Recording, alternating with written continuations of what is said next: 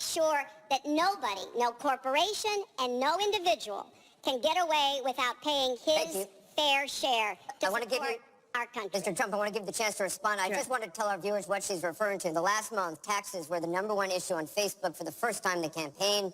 The New York Times published 3 pages of your 1995 tax returns. They show you claimed a $960 million loss, which means you could have avoided paying personal federal income taxes for years. You've said you pay state taxes, employee taxes, real estate taxes, property taxes. You have not answered, though, a simple question. Did you use that $916 million loss to avoid paying personal federal income taxes for years? Of course I do. Of course I do. And so do all of her donors, or most of her donors. I know many of her donors. Her donors took massive tax write-offs. So have you not paid personal federal income taxes? A lot of my write-off was depreciation and other things that Hillary, as a senator, allowed. And she'll always allow it, because the people that give her all this money, they want it. That's why. See, I understand the tax code better than anybody that's ever run for president. Hillary Clinton, and it's extremely complex, Hillary Clinton has friends that want all of these provisions, including they want the carried interest provision, which is very important to Wall Street people, but they really want the carried interest provision, which I believe Hillary's leaving. It's very interesting why she's leaving carried interest.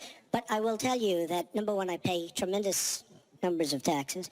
I absolutely used it, and so did Warren Buffett, and so did George Soros, and so did many of the other people that Hillary is getting money from. Now, I won't mention their names because they're rich, but they're not famous, so we won't make them famous. Okay? Can you say how many years you have avoided paying personal federal income taxes? No, but I pay tax, and I pay federal tax, too.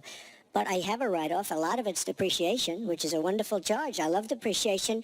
You know, she's given it to us. Hey, if she had a problem, for 30 years she's been doing this, Anderson. I say it all the time. She talks about health care. Why didn't she do something about it? She talks about taxes. Why didn't she do something about it?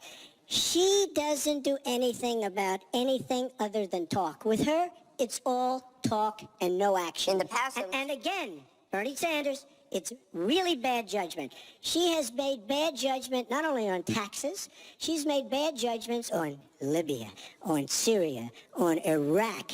I mean, her and Obama, whether you like it or not, the way they got out of Iraq, the vacuum they've left, that's why ISIS formed in the first place. They started from that little area, and now they're in 32 different nations, Hillary. Congratulations. Great job. I want you to be able to respond, Secretary Clinton.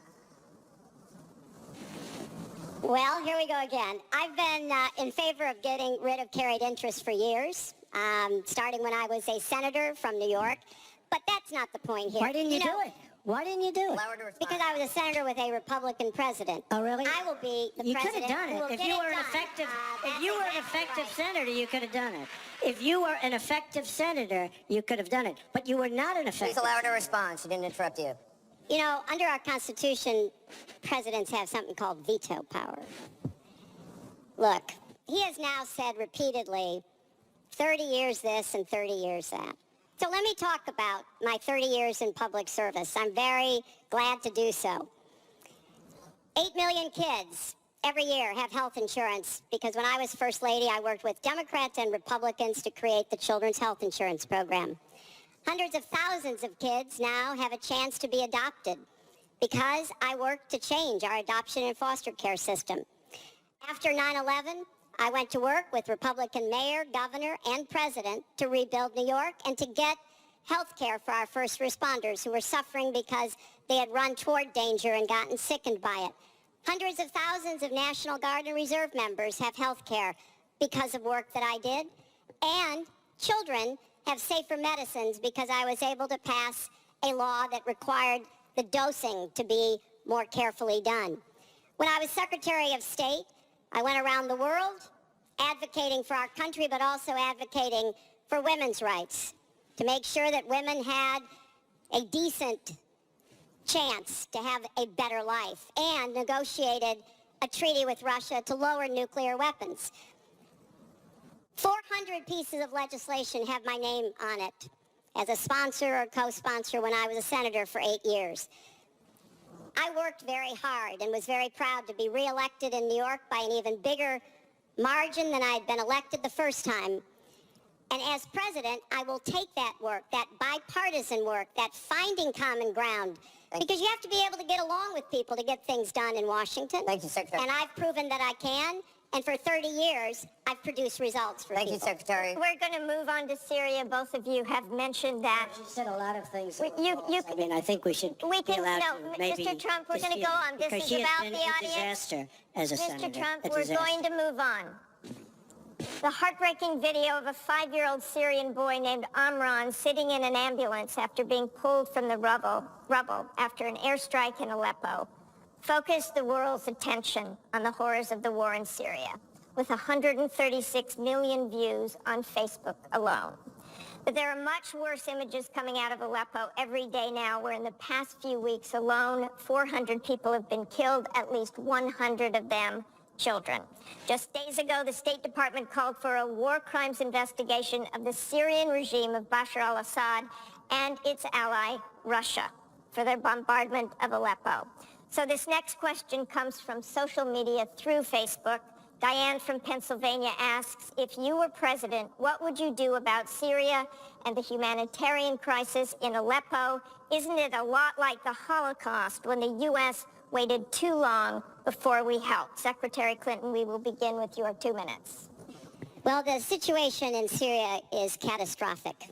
And every day that goes by, we see the results of the regime by Assad in partnership with the Iranians on the ground, the Russians in the air, bombarding places, in particular Aleppo, where there are hundreds of thousands of people, probably about 250,000 still left. And there is a determined effort by the Russian Air Force to destroy Aleppo in order to eliminate the last of the Syrian rebels who are really holding out against the Assad regime. Russia hasn't paid any attention to ISIS. They're interested in keeping Assad in power.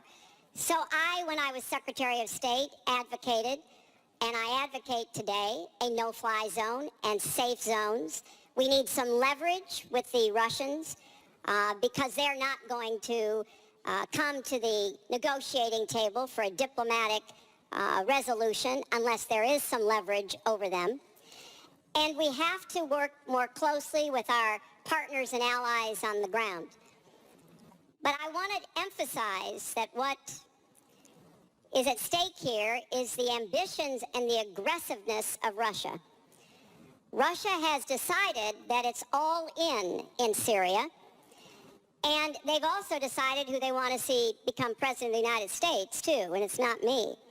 I've stood up to Russia, I've taken on Putin and others, and I would do that as president. I think wherever we can cooperate with Russia, that's fine, and I did as Secretary of State. That's how we got a treaty reducing nuclear weapons. It's how we got the sanctions on Iran that put a lid on the Iranian nuclear program without firing a single shot. So I would go to the negotiating table with more leverage than we have now. But I do support the effort to investigate for crimes, war crimes committed by the Syrians and the Russians and try to hold them accountable. Thank you, Secretary Clinton. First of all, Mr. she Trump. was there as Secretary of State with the so-called line in the sand, which... No, I wasn't. I was gone. I hate to interrupt you, but you at were in some contact, point, excuse me, at some you point we need to were do in some total fact-checking contact here. with the White House. And perhaps, sadly, Obama probably still listened to you. I don't think he'd be listening very much anymore. Obama draws the line in the sand. It was laughed at all over the world what happened. Now, with that being said, she talks tough against Russia. But our nuclear program has fallen way behind, and they've gone wild with their nuclear program. Not good. Our government shouldn't have allowed that to happen. Russia is new in terms of nuclear. We are old, we're tired, we're exhausted in terms of nuclear. A very bad thing. Now, she talks tough. She talks really tough against Putin and against Assad. She talks in favor of the rebels. She doesn't even know who the rebels are. You know, every time we take rebels, whether it's in Iraq or anywhere else, we're arming people. And you know what happens? They end up being worse than the people. Look at what she did in Libya with Gaddafi. Gaddafi's out. It's a mess. And by the way, ISIS has a good chunk of their oil. I'm sure you probably have heard that. It was a disaster. Because the fact is, almost everything she's done in foreign policy has been a mistake, and it's been a disaster. But if you look at Russia, just take a look at Russia, and look at what they did this week, where I agree she wasn't there, but possibly she's consulted. We sign a peace treaty. Everyone's all excited. Well, what Russia did with Assad, and by the way, with Iran, who you made very powerful with the dumbest deal perhaps I've ever seen in the history of deal making, the Iran deal with $150 billion, with the $1.7 billion in cash, which is enough cash to fill up this room. But look at that deal. Iran now and Russia are now against us. So she wants to fight. She wants to fight for rebels. There's only one problem. You don't even know who the rebels are. Mr. Trump, So Mr. what's Trump, the your purpose? 2 minutes And one thing is I up. have to say, Your 2 I minutes don't is like up. Assad at all, but Assad is killing ISIS. Russia is killing ISIS, and Iran is killing ISIS. And those three have now lined up because of our weak foreign policy. Mr. Trump, let me repeat the question. If you were president, what would you do about Syria and the humanitarian crisis in Aleppo? And I want to remind you what your running mate said. He said provocations by Russia need to be met with American strength, and that if Russia continues to be involved in airstrikes along with the Syrian government forces of Assad, the United States of America should be prepared to use military force to strike the military targets of the Assad regime. Okay? He and I haven't spoken, and I disagree. I disagree. You disagree I with think your we have running to mate. knock out ISIS. Right now, Syria is fighting ISIS. We have people that want to fight both at the same time. But Syria is no longer Syria. Syria is Russia, and it's Iran, who she made strong, and Kerry and Obama made into a very powerful nation and a very rich nation very, very quickly. Very, very quickly. I believe we have to get ISIS.